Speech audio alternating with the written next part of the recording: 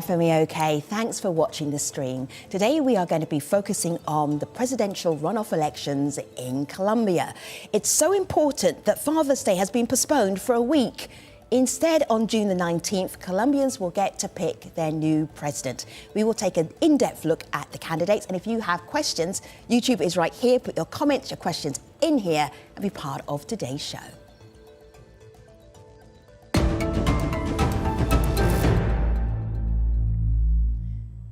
I'm looking forward to the analysis that we're going to get from Elizabeth and Laura and Silvana. Welcome all to the stream. Elizabeth, please tell everybody who you are and what you do. Great to be here with you today. My name is Elizabeth Dickinson. I'm the Senior Analyst for Colombia International Crisis Group. We work on armed conflict and prevention of conflict. Good to have you. Hello, Laura. Welcome. Please introduce yourself to our global audience. Hi, thank you for having me. My name is Laura Gamboa. I'm an assistant professor in political science at the University of Utah. I study democratic backsliding in Latin America, in particular in Colombia, which is my home country. All right, good to have you. And Silvana, welcome. Please introduce yourself to our stream viewers. Hello, Silvana. Can you hear us? Hi, Silvana. All right, we'll get back to Silvana in a moment. Silvana, go ahead. Introduce yourself. Right, that dramatic pause. We'll come back to Silvana. Hi, my name is Silvana Marda, and I work for Control Risks. I am the senior analyst from the team Global Risk Analysis, and I am in charge in Colombia and specialist in Colombian politics. All right, it was worth the wait. Thanks, Silvana. All right, let's start out with our two presidential candidates. They appear to be quite different. Let's start out with Gustavo Petro. We've got a couple of facts here. Elizabeth, help us understand Gustavo. What kind of candidate is he? He's a leftist senator. He's a former M19 member, which is an armed group. Three-time presidential candidate. Is fourth time a charm? Elizabeth, more. Yeah, so Petro is a really interesting character because he's sort of come to embody the political left here in Colombia, partly because he's just been such a player for such a long time, because of his outspoken role as a senator, because of his time as mayor of Bogota. But this time around is probably the moment when he has the best chance, at least according to the polls so far, to become the president of Colombia. And in fact, if he were to do so, it would be the first time in really over half a century that Colombia would have a left-leaning president. So this is really a watershed moment. And I think what Petro has been able to do successfully is two things. First, he has been really the candidate who has most successfully, let's say, read the pulse of frustration among everyday Colombians, concerns about daily life, ability to pay their bills, sort of to get ahead in life. There's a fascinating and sort of terrifying statistics from the OECD that it takes 11 generations, it would take 11 generations for a child born in poverty in Colombia to rise to the median income, so sort of earning the middle. Yeah. And he's been able to channel that frustration in a way that other candidates haven't been able to do, and I think that's what's given him the opportunity to come forward at this moment. Now, let's look at his opponent together. So this is what I have about Rodolfo Hernandez. So much more, but there's more information to come, I'm sure, from you. So he's a businessman, not just any kind of businessman. He is a millionaire businessman. We're going to put the facts up there on the screen for your audience so that you can see this as well. He is a former mayor as well. He's an independent candidate. So that means, what does he stand for, Laura? What are his policies? That's a hard question. He doesn't have much of a policy. He's what we would call an anti-establishment candidate. He runs against politicians, broadly speak, and defined as evil. He runs in an anti-corruption campaign. He has claimed he wants austerity by cutting both essential and what he thinks are unessential state entities. He doesn't quite locate himself in the left-right spectrum in the way you would expect normally. He's more of a, what we call anti-establishment. Like, he just runs against politicians. Yeah, and see, that's very popular. Way. That would be a very popular campaign, I imagine, because politicians in Colombia, politicians the world over, are not necessarily particularly popular. Elizabeth, he's known as the TikTok candidate, and I'm going to show our audience some of his TikToks so they understand exactly how he's campaigning. Let's have a listen, let's have a look.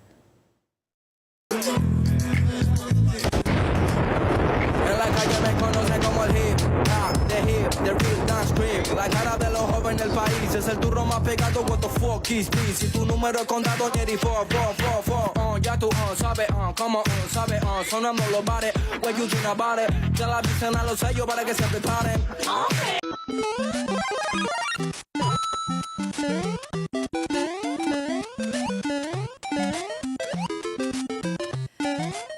All right, so this is a genius digital team, but how is this going down in Colombia? Are people lapping it up? Are they loving these TikToks?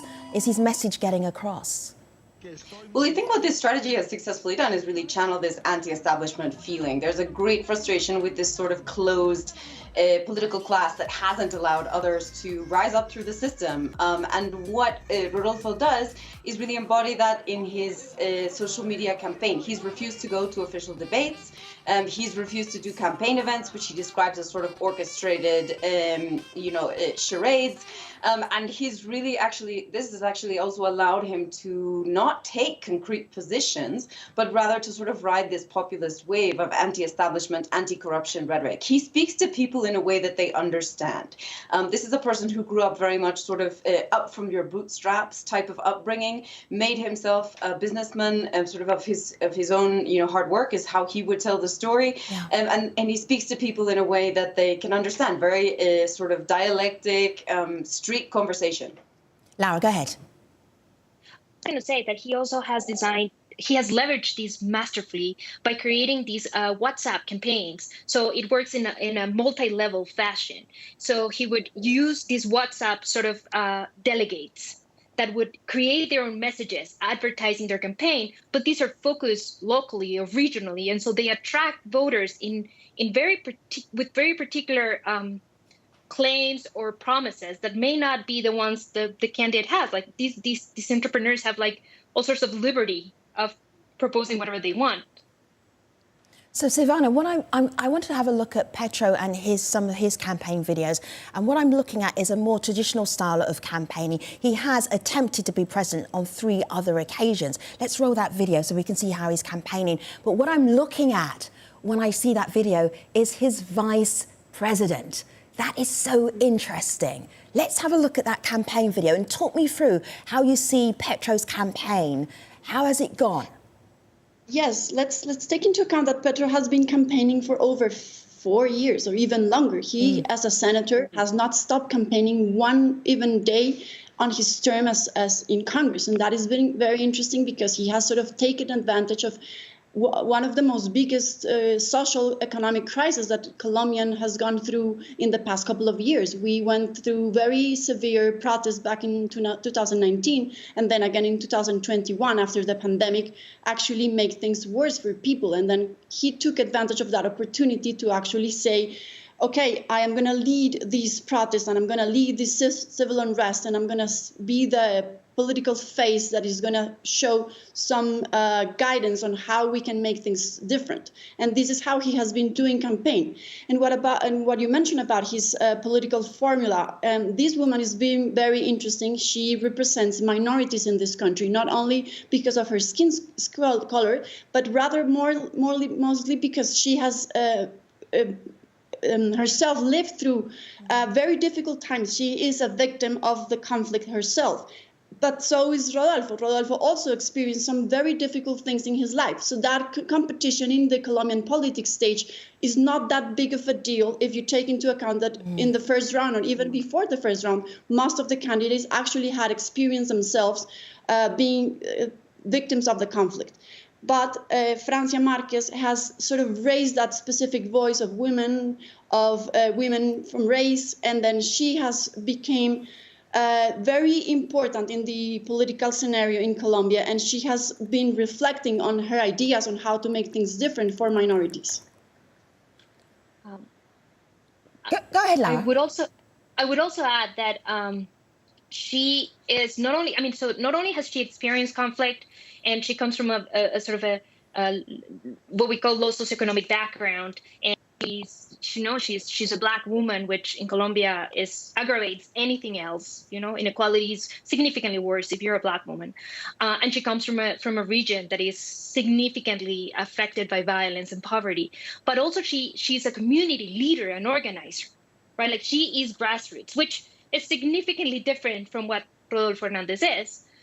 She actually has worked with these people. There are videos. I don't know if you have them, but during the protest in 2020 or 21, she was there like side by side with the people on the streets, and so that makes her a very attractive grassroots sort of coordinator and figure inside Petro's campaign. Who, and I would just wanted to link this with sort of how you build a campaign for many years. Petro has been campaigning for a year, and he has been a candidate for I don't know 16 years. But more importantly, in the past year, he has tried to fix the mistakes from the previous campaign. So he has built a campaign that has operatives and has like these politicians that have been all over the ideological spectrum, right? And so that to a certain extent has created sort of kind of this discomfort with Petro amongst the more sort of radical faction of the left. All right. Francia Marquez fits a perfect role there because she kind of she assures people that he's for real, to put it that way. All right, let me bring in a new voice into our conversation. This is Dr. Julia Zolver. She's from the Marie Curie Research Fellows at the University of Oxford, and this is what she told us about the VP candidate that we've just been talking about. Let's have a look, let's have a listen. If Francia Marquez becomes Colombia's next vice president on Sunday's second-round elections, for many Colombians, this will be the first time that they actually feel represented by someone who understands the real issues that are important to them in the country. Francia is a woman. She's an Afro-Colombian woman. She comes from a rural area and has a history of social activism, and she's experienced economic hardship.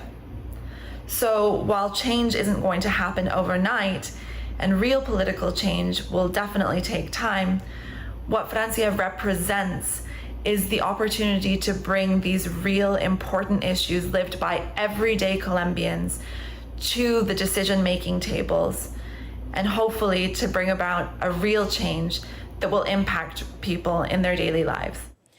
Whichever candidate gets the presidency, they both have a VP as a running mate, so who's an Afro-Colombian. So that is important, and it's a change in terms of Colombian politics as well for women, right? And also for Afro-Colombians to be on the voting slate. Now, one of the things that Julia said was about everyday issues for Colombians. Let's have a look at those everyday issues, Elizabeth. What do you think that Colombians are going to be voting for on June the 19th? What's critical? Well, I think something that Julia also said that I think is key is that really what Colombians are looking for right now is someone who can channel their voice. And that voice overwhelmingly, I can tell you from, walking the streets of the protest last year, from going in the countryside and speaking with communities there, it's really a voice of desperation. There's a sense that this sort of daily life traumas that Colombians are living through are invisible and forgotten among the political class. So last year in the protest, for example, I remember I was speaking to a young mother in Cali who was on the streets for the first time ever attending a protest. And she said to me, my whole life has been living through an experience of economic desperation, conflict, sexual abuse, problems in accessing education. I lived through all that without realizing that I should speak up. And what I think something critical happened during these protests last year, which is that they broke open that stigma about raising these issues in the political space. So what is this election about? This election is about those issues finally rising to the surface and seeing if one candidate or another can convince Colombian voters that they'll be able to successfully channel a response. Now, whether they'll be able to do so in reality once elected is a whole nother question. But right now we're in a rhetorical game to capture this very deep frustration that runs through the veins of Colombia. Earlier we asked Carol Solis Menko, what are the most important issues that you would be voting on? And this is what she told us. Coming from a country with a history of armed conflict and high levels of inequality, I expect a president committed to peace, someone that understands the urgency of working on problems such as poverty. There are more than 21 million Colombians living with unmet basic needs. In education, only 39% of students who go to high school then access higher education. Corruption, 20% of Colombians consider this to be the main problem to face. Political participation for women is also a challenge. Only 30% of the new Congress will be occupied by women. We need more and better representation at all levels and a president who understands at least the previously mentioned and who has serious proposals to work on them. Those are the drivers of my vote. Silvana, are you seeing the candidates really focusing on inequality, poverty? Is that part of their mandate? Not really. I don't think that has been part of the main debate. Actually, there are other things that have been sort of portraying the attention, not only of the debate, but also of the media.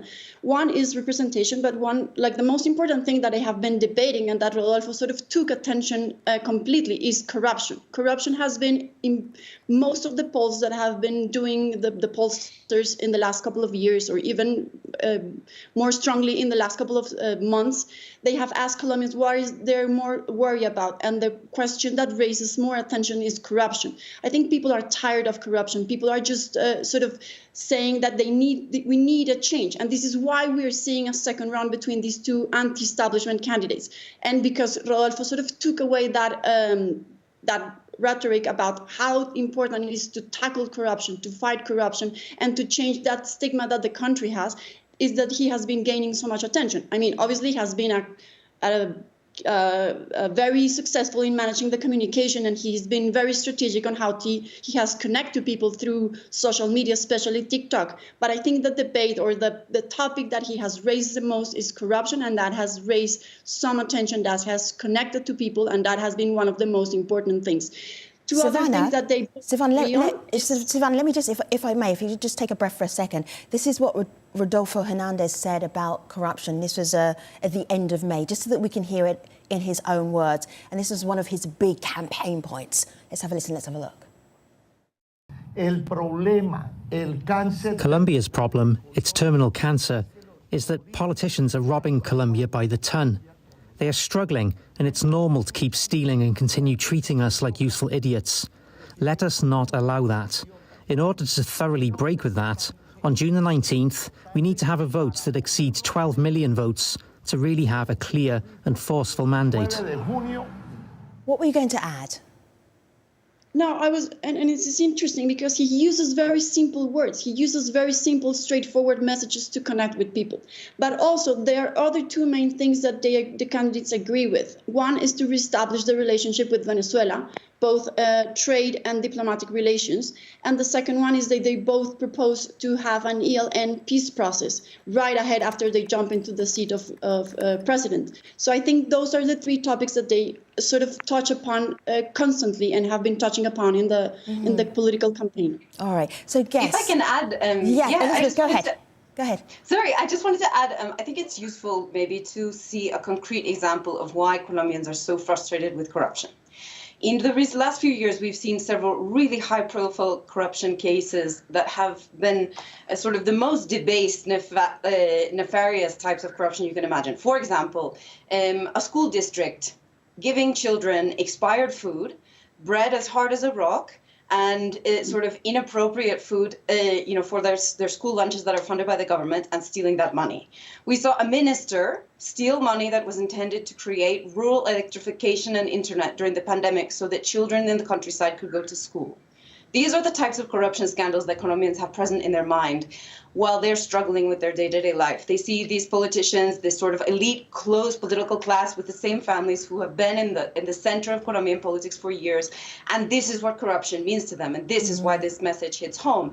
And one other very short point, because I think it's important also for something that was said earlier, which is it's important also to note what hasn't been in the debate for this campaign. And the most notable issue that has not been at the center of the debate is the peace agreement. 4 years ago, the presidential election was decided based on a very polarized campaign over whether or not the peace agreement should be even implemented. 5 years ago now, Colombia signed a peace agreement with the largest rebel organization, the FARC, that ended half a century of conflict with that leftist guerrilla movement. 4 years ago, the debate was, should we implement this? Is this the right agreement? Elizabeth, can I ask you then, why is it not a conversation now? Is it because the peace agreement has happened, which means that then takes it off the table? It's not the most critical thing to be talking about security, that now Colombians can go, okay, Now we can talk about education and services and inequality. We don't have to talk about our own insecurity. Elizabeth, I'm going to ask you to answer this in a second because our audience want to talk to you as well. Go ahead. Yes, I think that's exactly right. For 50 years, it was taboo to discuss these sorts of questions. And it's no longer taboo. All right. Exactly. Let's go to YouTube. I want to make space for our audience who are trying to talk to you as well. All right, so Carlos says, Gustavo Petro, my question for the panel is, what do they think about Petro's peace program for Colombia affected by violence through decades? Silvana, very briefly, then Laura, and then Elizabeth. Silvana, go ahead. Yes, he's been saying that he wants to implement the peace process. And I think that the difference between now and 4 years ago is that the implementation is still the question, but there's no longer need to sign a peace agreement. However, the ELN is still some very important actor that needs to sign or start a peace process. Gustavo Petro has not been very broad on saying his ideas on how exactly he will manage to do a process with the ELN. Silvana, let's share the response with Laura. Thank you, Silvana. Laura, go ahead. So I think the biggest thing about Gustavo Petro is that he understands the armed conflict and he has been supportive of the peace process throughout. One of the most damaging things of the last 4 years has been the government's lack of impulse in pushing forward the peace agreement.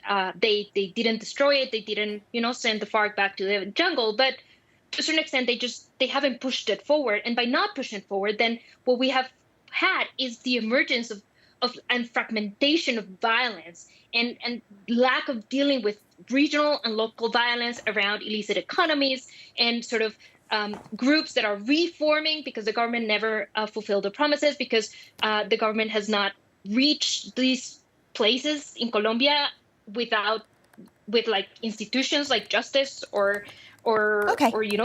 schools. All right. Okay. Sorry to push you. You've got so many things to talk about, and the audience are really keen to talk to you as well. Let me show you this. This is from Gladys.